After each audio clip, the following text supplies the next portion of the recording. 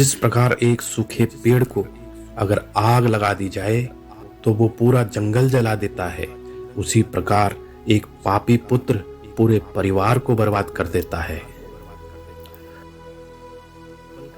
प्रेम people का बीज है, जहां संभावना नहीं वहां भी पनप जाता है।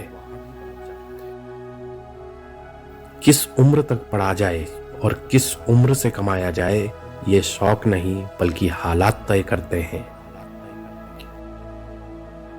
रात भर गहरी नींद आना इतना आसान नहीं है, उसके लिए दिन भर ईमानदारी से जीना पड़ता है।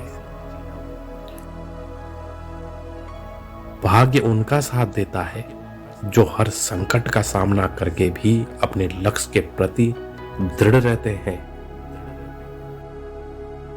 जो अपने निश्चित कर्मों का त्याग करके और अनिश्चित की चिंता करता है, उसका अनिश्चित लक्ष्य तो नष्ट होता ही है, साथ ही निश्चित भी नष्ट हो जाता है। पंछी कभी अपने बच्चों को भविष्य के लिए घोंसला बना के नहीं देते, वे तो बस उन्हें उड़ने की कला सिखाते हैं।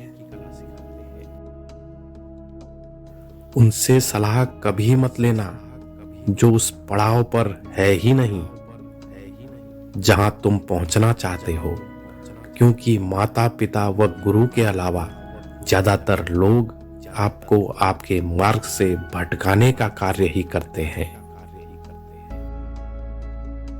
जो तुम मांगते हो उसके मिलते ही उसका मूल्य कम हो जाता है और फिर से कुछ मांगने की इच्छा जगती है। इसीलिए मांगने के बजाय उस खजाने की तरफ बढ़ो जो तुम्हारे भीतर छुपा है। समस्या का समाधान इस बात पर निर्भर करता है कि आपका सलाहकार कौन है।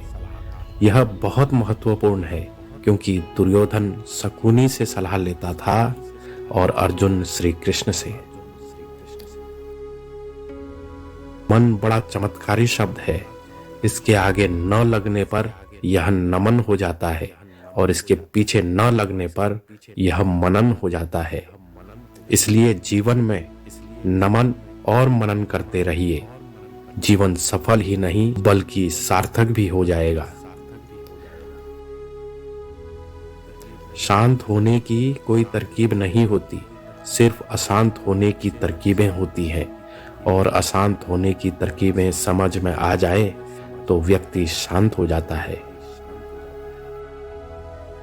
चींटी से मेहनत सीखो, बगुले से तरकीब और मकड़ी से कारीगरी, और अपने विकास के लिए अंतिम समय तक संघर्ष करो, क्योंकि संघर्ष ही जीवन है। आंख में पड़ा हुआ तिनका, पैरों में चुभा हुआ कांटा और रुई में दबी हुई आग से भी भयानक है हृदय में छुपा हुआ कपट।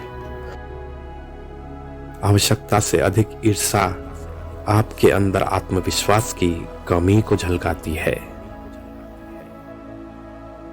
जीवन के लेखक बनो और अपने मन के पाठक, क्योंकि जितना अधिक खुद के बारे में ज्ञान अर्जित करोगे, उतना ही कम तुम्हें दूसरों की राय पर निर्भर होना पड़ेगा।